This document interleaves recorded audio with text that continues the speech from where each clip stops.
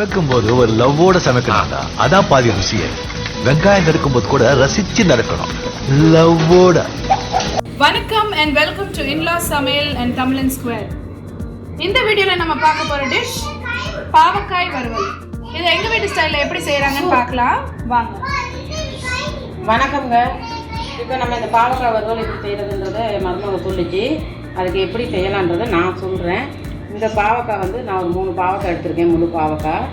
உங்களுக்கு எத்தனை தேவையோ அத்தனை எடுத்துக்கலாம். இதை வந்து இந்த மாதிரி ரவுண்டாக கட் பண்ணி நம்ம கொஞ்சம் உப்பு போட்டு தண்ணி பிடிச்சி அந்த தண்ணியில் தான் போடணும்.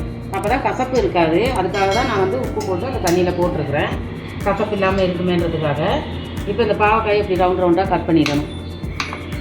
ஏற்கனவே நான் கட் பண்ணி வச்சுருக்கேன், மீதி ஒரு பாவக்காய் அதையும் கட் பண்ணுறேன். இந்த மாதிரி ரவுண்டாக கட் பண்ணி இந்த நடுவில் இருக்கிற விதையே எடுத்துடணும். அது வந்து கசக்கும், நமக்கு சாப்பிடும்போது கடிப்படும்ல, கசக்குமேன்றதுக்காக தான் அதை எடுத்துக்கிறது. இப்போ இந்த பாவக்காய் வந்து இப்படி பொரிக்கிறதுனால குழந்தைங்க முதற்கொண்டு சாப்பிடணும். நம்ம வீட்டில் நம்ம பிள்ளைங்கெல்லாம் சாப்பிடுறது பார்த்தியா, கசப்பாக இருக்குது தானே. இந்த மாதிரி இந்த நடுவில் இருக்கிற அந்த கொட்டையை எடுத்துக்கணும். பாருங்க, இப்படி எடுத்துகிட்டு நம்ம உப்பு தண்ணியில் போட்டுருணும். இப்போ நான் எல்லா பாவக்காயும் கட் பண்ணிட்டேன். அதை கழுவிட்டு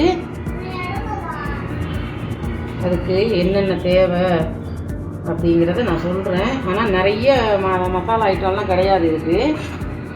கட் பண்ணிட்டேன் எல்லா பாவக்காயும்.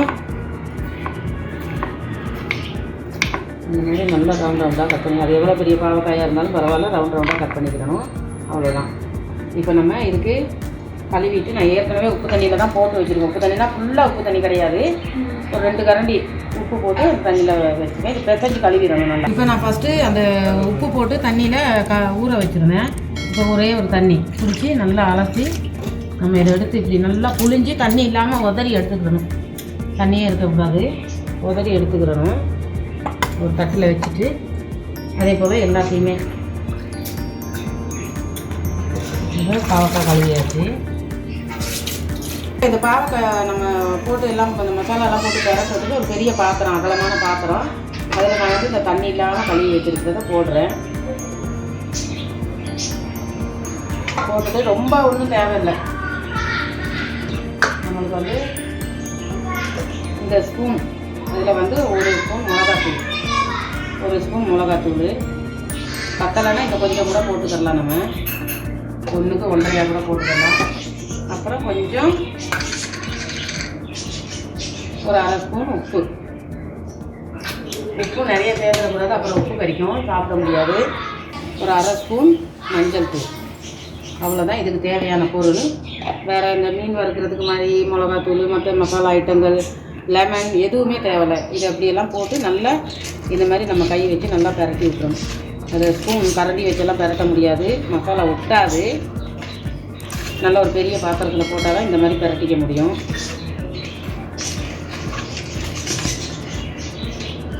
அவ்வளோதான். இதை நல்லா பரட்டி வச்சுருக்கிறேன். இப்போ இதை வந்து நம்ம அந்த அதே இதில் வைக்கணும்னு வைக்கலாம், இல்லைன்னா நம்ம வேறு பாத்திரத்துக்கு கூட மாற்றிக்கலாம். நம்ம பெரட்டுறதுக்கு மட்டும்தான் நமக்கு ஒரு அகலமான பாத்திரம் வேணும். இதை வந்து நம்ம வேறு ஒரு தட்டில் மாற்றிக்கலாம். இதை அப்படியே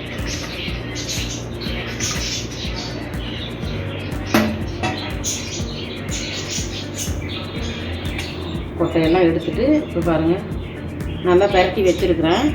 ஒரு 5 நிமிஷம் மற்ற வேலை முடிக்கிறதுக்குள்ளே இது லைட்டாக அப்படியே அந்த மசாலாலாம் பிடிச்சிரும். அப்புறமா நம்ம வறுக்கிறது எப்படிங்கிறத பார்க்கலாம். இப்போ நம்ம இந்த பாவக்காய் பொரிக்கிறதுக்கு எண்ணெய் ஊற்றிடும். நல்லா காஞ்சிருச்சு எண்ணெய். இப்போ நம்ம கரண்டிலே எடுத்து இப்படி போகும் அந்த பாவக்காயை. இப்போ இந்த பாவக்காயை நான் போட்டேன், நல்லா பொரியட்டும். பொரியதுக்கு அப்புறமா ஒரு பாதி அளவு பொரிஞ்சோன்னா நம்ம திருப்பி கிளறி விடணும். கிளறி விட்டு ஃபுல்லாக பொரிச்சு அள்ளிட்டு காமிக்கிறேன் உங்களுக்கு. இப்போ பாருங்கள், இந்த பாவக்காயெல்லாம் நல்லா பொரிஞ்சிட்டு இப்போ நம்ம இதை எடுத்துடலாம். இந்த மாதிரி பொரித்து நல்லா இந்த மாதிரி வறுத்துட்டு சாப்பிட்டோம்னா நமக்கு கசப்பே இருக்காது. சில சமயம் இது மாதிரி பண்ணாமல் நம்ம அந்த குழம்பு வச்சு சாப்பிட்றது, இந்த வத்த குழம்புல எல்லாம் போட்டு செய்வாங்க, கசப்பாக தான் இருக்கும். ஆனால் இது ரொம்ப கசப்பே இருக்காது, சாப்பிட்றதுக்கும் நல்லாயிருக்கும். ஒரு ரசம் வச்சுட்டு அந்த மாதிரி ஏதாவது செஞ்சுட்டோம்னா கொட்டுறதுக்கு நல்லாயிருக்கும். இப்போ நான் பாவக்காயெல்லாம் நல்லா பொரிச்சு அள்ளிட்டு வாங்க.